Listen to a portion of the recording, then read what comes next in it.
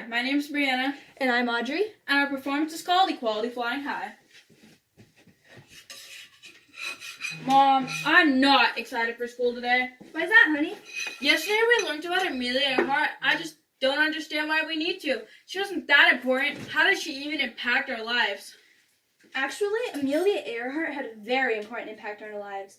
She was the first woman to fly solo across the Atlantic Ocean, and she set women's altitude record to 14,000 feet. And she didn't just do that. She broke enormous barriers in gender equality. She impacted thousands of women and is still impacting their lives today, giving them the courage to pursue their dreams. She had a long-term impact on women and was a huge part of women's rights. Whoa, now I want to learn more about her. Can you tell me more? Okay, here's a little tidbit. Earhart wasn't that popular in school. In her yearbook, somebody wrote, A.E., the girl in brown who walks alone. Oh, that's sad. But from what I heard about her, I would have been her friend for sure. Please tell me more. Well, look at the time. It's time for school. You have to learn more about her there. I didn't want to spoil anything for you after all. All right. Well, I'm sure you want to hear about how Amelia Earhart broke barriers in gender equality and how she flew across the entire Atlantic Ocean.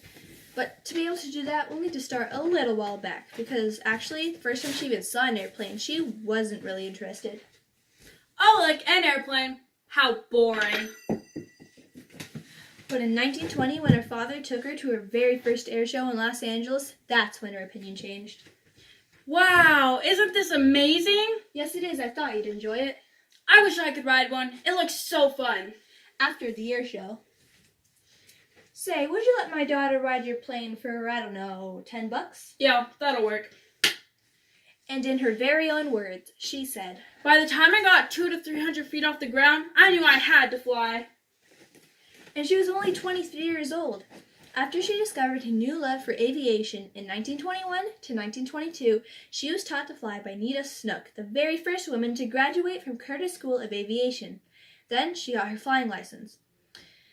In 1928, Amelia Earhart flew across the Atlantic Ocean, a huge step for women. This made her the first woman ever to do this. I didn't just do it for myself, but I did it for all women. Wasn't that easy for me, though? I had to try really hard to get the flying license.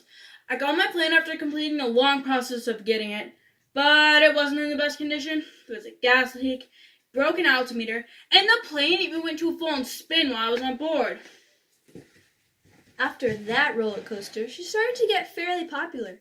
She was even featured in a Lucky Strike advertisement that same year.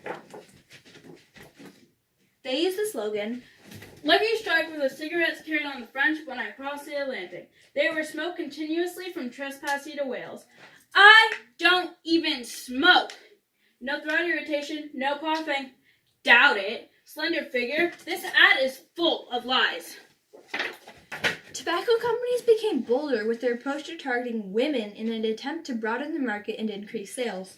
But it's time to move on to bigger and bolder things. Because on November 2nd, 1929, I founded the company 99s, along with Isla Loescher and Fabulous Wells, to help inspire young women to become aviators. Fast forward to 1931. I was elected the first president, and the group selected the name 99s to represent the 99 charter members. But this was just a baby step, leading to a great leap.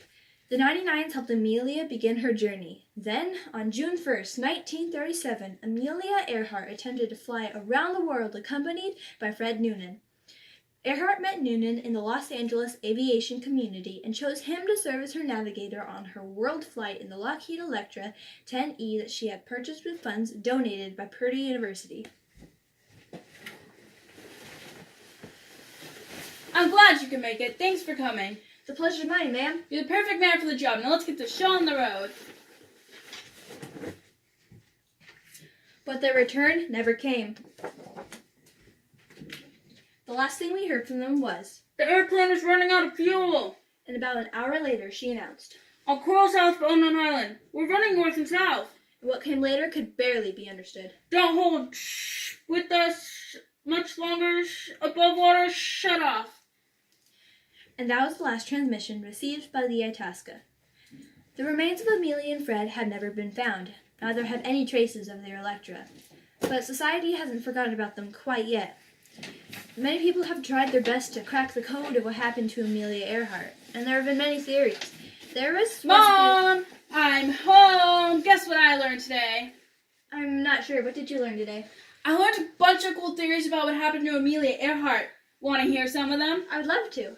Okay, first, the International Group for Historic Aircraft Recovery, Tiger for short, thinks she might be near Nicomaroro Island, but has dangerous areas that the Tiger team was unable to explore. Being on the reef for a couple of days would have brought you to the French Reef, which is 2,000 to 4,000 feet deep. And here's the best part. One of the last things she said was on coral south of Unknown Island.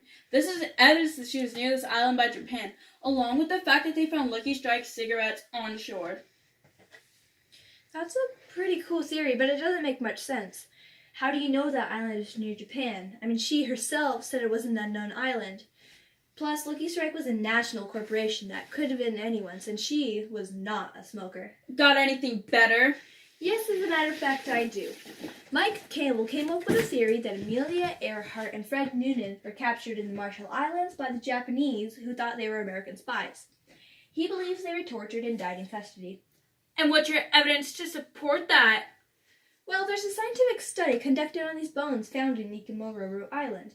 In 1940, the study claimed they belonged to Earhart, despite a forensic analysis conducted in 1941 that linked the bones to a male. The bones were then discarded. Some have speculated that Earhart died castaway on the island after her plane crashed. But when Richard Jantz compared the skeleton to Amelia's body measurements, his findings revealed that Earhart's bones were, and I quote, more similar to the Nicomaroro bones in 99% of individuals in a large reference sample. That's a lot of information. Oh, and I've only just begun. In 1998, the Tiger team took measurements of these bones and analyzed them. They determined the bones belonged to a taller-than-average woman of European descent. And what do you know, Earhart was taller than average at 5'8". Then, in 2016, they brought the measurements to Jeff Glickman, who located a photo of Amelia with her arms exposed. And based on the most educated guesses, her upper arm matched with the Nicomaroro bones. Then, the History Channel posted a photo proving that Amelia Earhart and Fred Noonan died near Nicomaroro. In the photo, it looks like Earhart, judging by her haircut and figure, but she's facing away from the camera, so you can't really tell for sure. Towards the left is a man they believe is Noonan, and on the far right there's a barge with a plane on it, supposedly Earhart. She must have been pretty important for people to care that much about what happened to her. Yeah, she had a major impact in history, so much so that Linda Finch even flew around the world in 1997 in honor of her. It took her 2.5 months in her 10E from 1930. As I told you before, the world is much smaller for me now, Linda said. I can see why she did that. Earhart not only successfully flew across the Atlantic, but she inspired women, like Finch, and gave them the courage to pursue their dreams. Yeah, and she had a long-term impact on women, and in the end, women got their rights. As of 2018, there were 42,694 female pilots.